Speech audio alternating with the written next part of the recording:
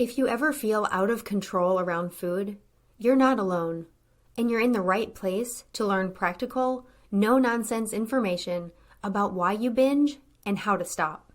Binge eating does not mean that something is wrong with you. It's a natural but primitive brain response that you can correct. If you're ready for change, sign up for the Brain Over Binge self-paced online course for less than $20 per month. And if you feel you need personalized support, we also offer one-on-one coaching and group coaching. To learn more, go to brainoverbinge.com/subscribe. And I hope you enjoy the show.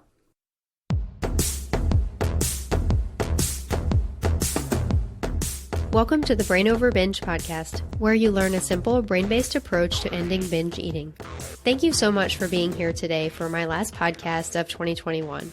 Whether you've tuned in throughout this year or this is your first episode, I appreciate you listening, and I hope the ideas that I share help you overcome your struggle with food. As you can probably tell, I'm not feeling my best and my voice is not working quite as well as it should be, but I wanted to get a show out to you before the end of the year. So I've decided that instead of talking a lot, that I'd put together an episode that compiles the advice I've given in previous shows about ending the year and going into a new year. You'll hear 3 clips from 3 different shows that address resolutions, avoiding that one last time mentality in these final days of 2021, and avoiding the cultural trend to diet at the start of a new year. I have a couple of quick announcements before I play the clips. The first is that if you're listening at the time this show is released, you can still get the Brain Over Binge course for $11 per month until January 1st. The price will be going up for new members starting in 2022, but all of you who are already signed up or who sign up before the end of 2021 will continue paying only that $11 per month rate for as long as you're subscribed. To learn more and sign up, you can go to brainoverbinge.com/subscribe. Also, I want to let you know that for Brain Over Binge group coaching, the next group Zoom call with Coach Julie is on January 2nd.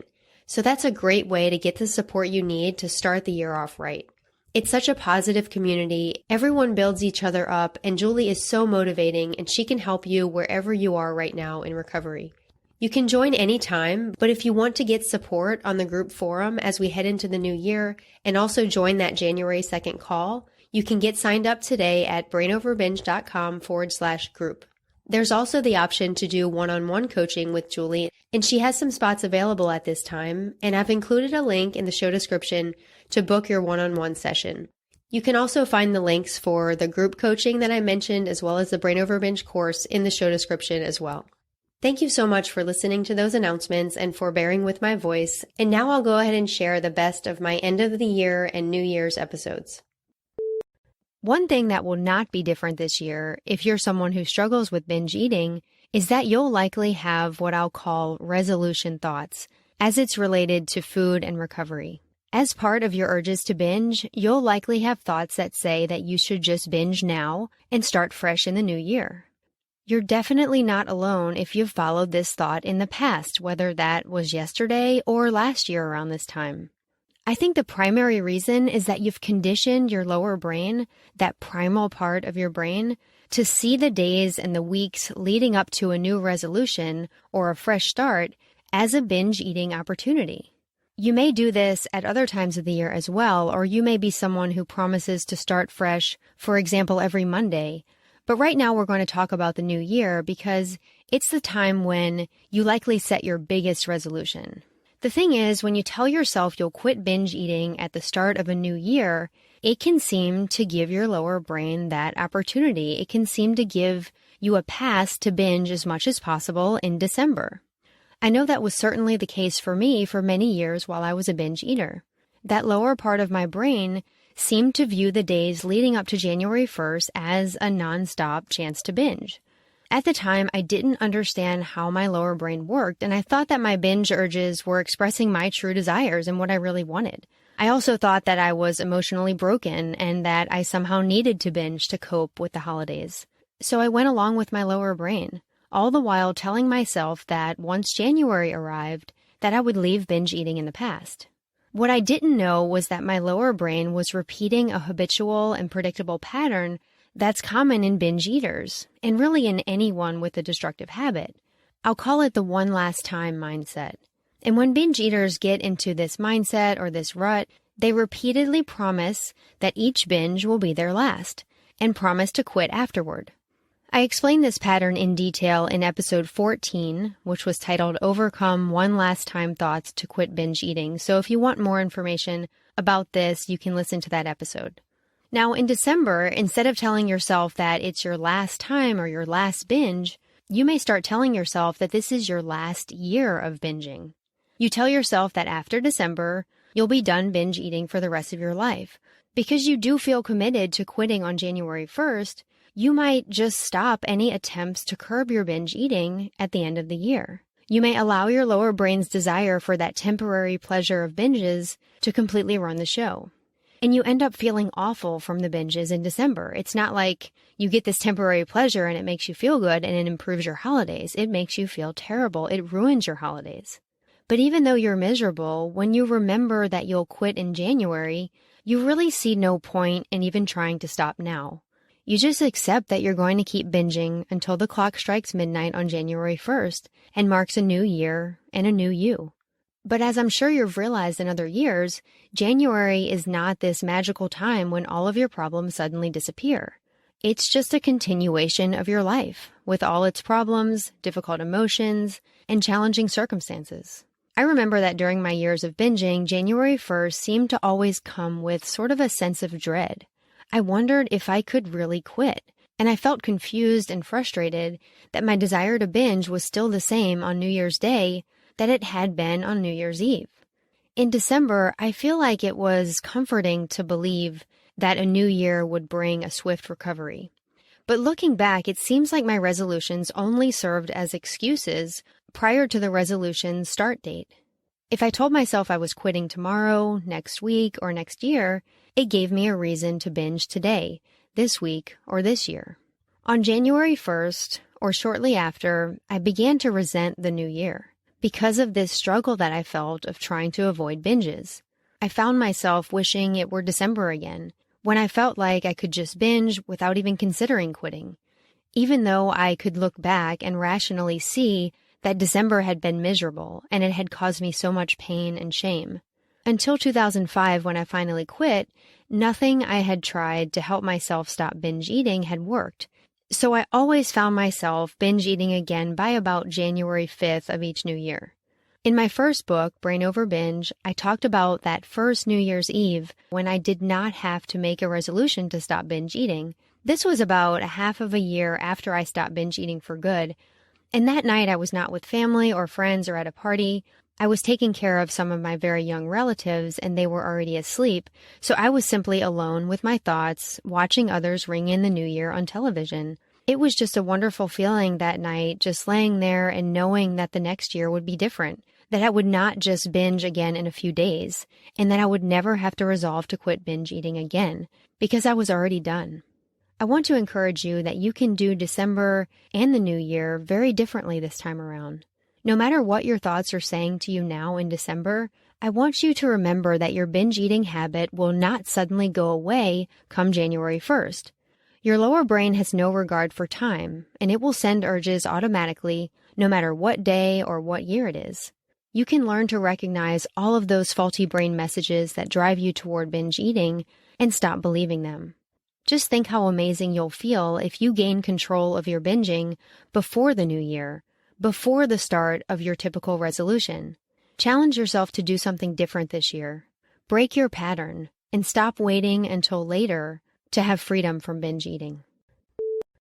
There are some assumptions in our society that people tend to diet to lose weight during certain times of the year or before events like weddings or reunions, and this is just kind of an accepted part of our culture. So when you give up dieting, it's not just about giving up your own personal dieting patterns, it's about not being swayed into the cultural diet patterns either. Diets typically start in the new year. On January 1st, people have all sorts of resolutions, and it's common for weight loss to be a big part of those resolutions. What's popular tends to be drastic diets or fasts or cleanses, these type of quick fixes that are aimed at losing a lot of weight rapidly. It's not typically the healthy, long-term, sustainable changes that are promoted. When we look at why diets are common in the new year, it's necessary to go back a couple of months. Dieting in January is not only about a new beginning, but it's also about undoing the damage from the holiday season in the months leading up to the new year. And this is a generalization, but commonly an American will celebrate Halloween at the end of October, which involves lots of candy and treats. Then in November, there's Thanksgiving and often a lot of family gatherings before and after that, which can involve indulging in food. And then in December, the Christmas season arrives, and again, there's more indulgence in food and parties and gatherings. And on top of that, there's New Year's Eve celebrations, which have more food. And then by January 1st, the culture is in a mindset that it's time to start fresh and start focusing on undoing the damage and losing the weight that may have been gained over the holiday season. This cultural mindset is reflected and encouraged by the advertising of diet and fitness programs in the new year. Weight loss is heavily marketed as a goal that you should have, and that probably won't soon change. But it does not mean you have to go along with this cultural diet cycle. If I could give you one piece of advice, it would be to not have a resolution to diet in the new year. You can have resolutions about other parts of your life, but leave your weight out of your goals for next year. If you're honest with yourself, you'll realize that you won't actually be undoing any damage with a diet. A diet will only make your binge eating issues worse. When has a drastic diet ever worked for you in the long run? When you start a diet, your survival instincts will eventually kick in and cause you to binge even more and prevent you from developing a healthy relationship with food. A deprivation diet in the new year will make it extremely difficult to dismiss urges to binge, and it will make it highly unlikely that those urges will go away. Telling yourself that a diet in the new year will be a magical solution is faulty logic, because the end result of that diet will just be more binge eating. I want to talk about how other resolutions that you may have, especially resolutions that have to do with eating or exercise or weight, can actually get in the way of stopping binge eating. If you're familiar with the brain over binge approach, you know that restrictive dieting is not compatible with recovery from binging. So it's easy to see how setting a resolution to, let's say, go on a diet to lose weight would get in the way of recovery. In a similar way, committing to a difficult exercise regimen in the new year without making sure that you're taking in enough food to fuel your activity would have the same effect of putting you in that calorie-restricted state and therefore making your binge urges increase. I always try to emphasize how necessary it is to eat adequately in order to put binge eating behind you for good. But what if you are fully committed to eating enough, but you want to improve some of your eating habits? What if you want to start exercising, or you want to start a new form of exercise and you do plan to make sure that you're getting enough food to support your activity? There's nothing inherently wrong with any of this if it's done with the right mindset. Although I do typically recommend waiting to work on other eating and exercise goals until a while after your binge eating has stopped. But I also know that as much as I can say that, you may have some of these other goals or resolutions in mind. So I want you to be aware of what I'm about to talk about so that even the most nourishing, least restrictive resolution does not interfere with your efforts to stop binging. What can happen is this. As the new year begins, you may start thinking that, of course, you want to stop binging, but you think that you also need to start eating healthy, or possibly give up sugar or gluten, or lose extra weight, or you may decide that you want to try to eat only when you're hungry, or you may decide that you want to stop overeating. And when you have these other eating resolutions, even when you're not being restrictive about it, and even when you're making sure that you're eating adequately, it's possible for some unhealthy connections to develop between keeping or breaking those other resolutions and keeping or breaking your commitment to avoid binges. For example, maybe you decide that you want to put aside a certain type of food in the new year. Maybe you feel like that food is contributing to you having lower energy, or maybe you feel like that food affects your mood in a negative way, so you give up the food for a while. But at some point in January, or maybe soon after, for whatever reason, you break your resolution, just like the majority of people who make resolutions. Then, after you break that resolution, you may have thoughts saying, "You've failed. You've broken your resolution. You've already eaten in an unhealthy way, so you might as well binge." This leads to a scenario where instead of just breaking your other resolutions, you break your other resolutions and you go on to binge afterward. It is very difficult to completely give up a food or a food group or to follow exact parameters for eating. Don't create a scenario for yourself where your ability to binge or not binge depends on your ability to follow a healthy eating plan or your ability to avoid eating certain foods. You can avoid binge eating whether or not you stick to any eating goals that you may have.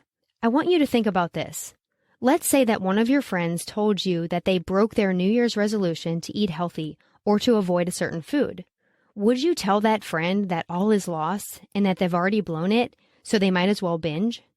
Of course not. But from my own experience and from my work with binge eaters, I know that binge eaters tend to believe this same faulty logic when it comes from their own thoughts. These type of thoughts are neurological junk from the lower brain, the part of your brain that's trying to maintain your binge eating habit. If you can learn to dismiss these binge encouraging thoughts, you are well on your way to erasing this habit. I hope those clips gave you some useful insights and that something you learned helps you start the new year in a healthy way. If you need more guidance and support, remember the links are in the show description for the Brain Over Binge course, for group coaching, and for one-on-one coaching. Thank you again for joining me today. And as we end this year, I want to encourage you and remind you that you have the power to change your brain and live a binge-free life.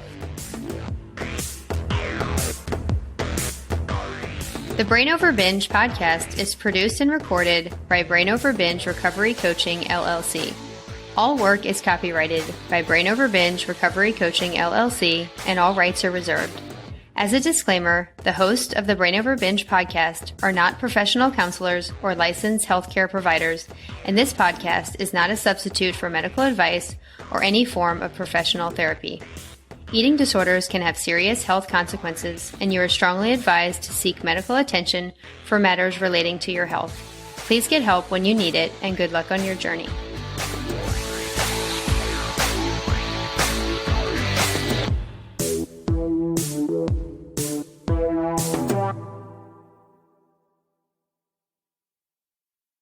Need more help?